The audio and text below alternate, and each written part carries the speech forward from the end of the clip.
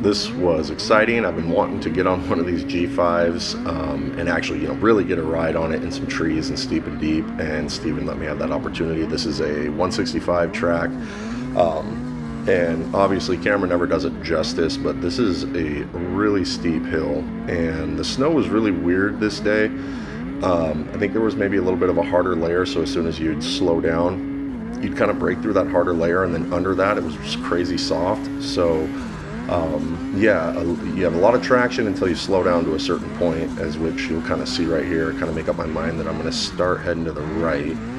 And obviously I'm getting used to how this sled handles a little differently than mine, but like right here you kind of see the tail end's getting a little low. I'm losing track speed. It's starting to bury, hit that boost, kind of gets back up on the snow, and picking my way through these trees, because this was something I've been looking at on Google Earth as a way to kind of access an area directly rather than taking a long road.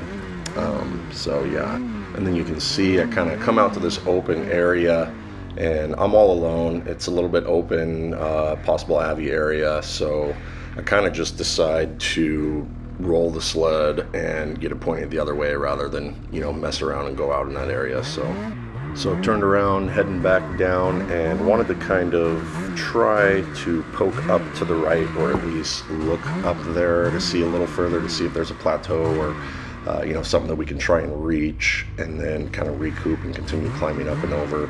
So carefully working my way down the hill here. Don't want to send my buddy's sled into a tree. Like I said, it's way steeper than the video shows, which anybody that's GoPro'd their riding knows it's very lackluster compared to real life. But that's just the way it goes. No complaining. I really like this Hero 11 with the Super View. It does help give a little bit of perspective, with how steep the terrain is here. And something worth mentioning I didn't even think about until I got back down to Steven, was the limiter strap here is all the way out.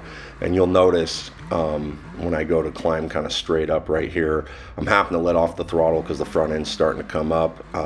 So I think with that limiter strap down, this thing would probably just scream up this hill, which I kind of wish I would have tried now, but whatever, another day.